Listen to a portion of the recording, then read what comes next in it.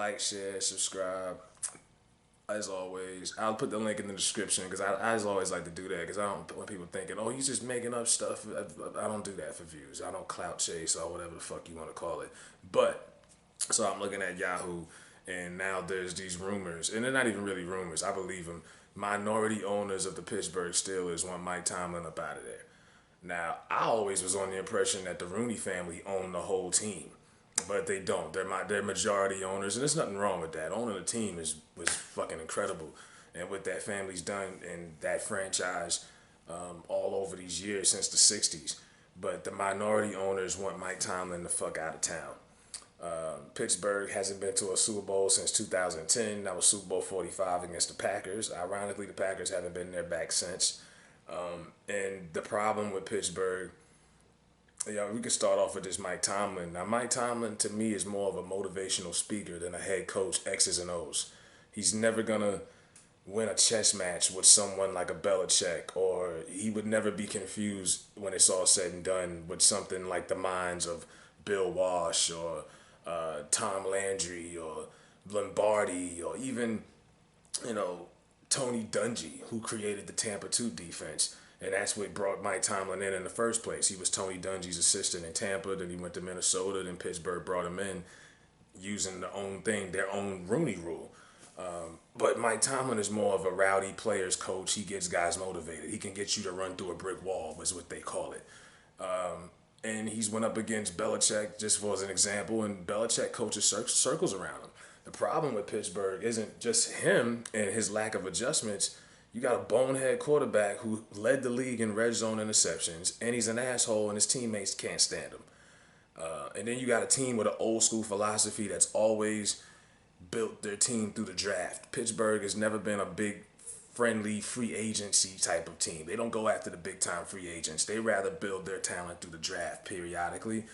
And during the Bill Cowher days, and even in the '70s, in the '70s they drafted like 9 Hall of Famers on defense. In the Bill Cowher era, they had Palomalu and James Harrison, Larry Foote, Lamar Woodley was a Tomlin product, but Aaron Smith, Brett Kiesel. I mean, every year they were picking up studs. They haven't drafted well on defense the last 10 years. I mean, the only ones they really picked up that were pretty solid or good, Cam Haywood, Stephon Tuitt, Keenan Lewis was solid, but they couldn't re-sign him. He went to New Orleans. And they never were really able to replace those guys that helped them get to 3 Super Bowls in the Bill Cowher run. Only ones Lamar Woodley was probably the best defensive draft pick Tomlin had. And that was 2007. He's been long gone. Last I heard, he was hosting some car show on the NFL Network. You know what I mean? It's a lack of defensive talent. And I'm sorry, Ryan Shazier, but God bless his heart. But he was, even when he was, before he was when he was healthy, he was never considered Luke Kuechly or Patrick Willis good. He was just good for that team and that system, and that's the real issue. They're light years behind on defense just when it comes to talent and scheme. Why they got rid of Dick LeBeau and just to go ahead with Keith Butler and continue to do the same exact zone blitz, I have no idea. you know, the division is kind of caught up to him again. The Browns are better than them on paper. The Ravens are back in the race. Cincinnati they finally got rid of Marvin Lewis, but it's the lack of defensive talent. Now offensively, I give Tomlin credit. They've probably been the best team as far as drafting offense in the last 10 years. I mean, Emmanuel Sanders, Antonio Brown, best receiver in the league in my opinion. They had Heath Miller, even though he was a Bill Cowher product. You had the great offensive line that they've had with Pouncey and the Castro and all of these guys, Villanueva and then Mendenhall, Bell, Connor, Jesse James and this McDonald guy. They offensively, I'd never second guess what they do in the draft under Mike Tomlin because it's been absolutely amazing the talent that they find. Martavis Bryant a few years ago, until he started, he couldn't put down the blunt. They do a good job on offense. It's the defense that they can't figure out. And that's why they haven't been to a Super Bowl. And then the lack of Mike Tomlin's adjustments and his lack of knowledge, X's and O's. That's why they haven't been winning. And that's the reason why these minority owners want him out of town. But until Pittsburgh changes their philosophy and get better on defense, it ain't gonna really matter. And then you got a quarterback who's at the end of his ropes that, nobody really gives a fuck. Nobody really likes him anymore. I don't think nobody ever really did. I just think years ago they tolerated him, but the older guys from the Cowher era were the kings of the locker room. Ben was just the quarterback. He was just there. Now he's the leader of the locker room, and he's not a leader. You're putting him in a bad position. So, the Rooney family intends to extend Mike Tomlin to 2021. Now, black coaches have always... Mike Tomlin might be the longest tenured black coach in my lifetime I can remember in the NFL.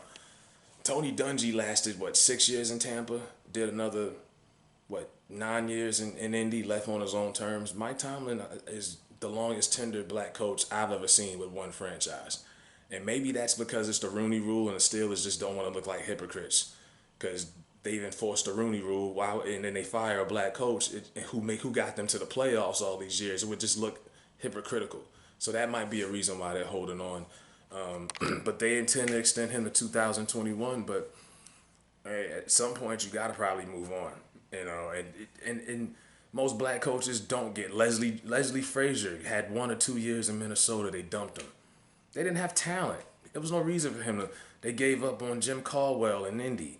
They didn't have talent. Andrew Luck was banged up, all that, yada, yada, yada. They were more patient with Chuck Pagano.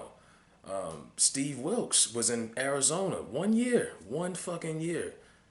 Only talent he had was Fitzgerald, and Patrick Peterson was up and down all season. They didn't have enough talent to win. I think they went 3-13 that year. But if you look at that roster and you look at that division with the Rams, the Niners, and the Seahawks, the Cardinals got as much as they could have got out of that roster in that division, and they gave that man 1 year. So I mean, other teams don't have nearly as much leeway for black coaches as the Pittsburgh Steelers have had, and these minority owners are fed up. But fucking deal with it. It could be worse. I'm sure you want to win another Super Bowl. I mean, it's been a long time, but it's a lot of other things that are involving why Pittsburgh hasn't been there other than just Mike Tomlin. That's just me.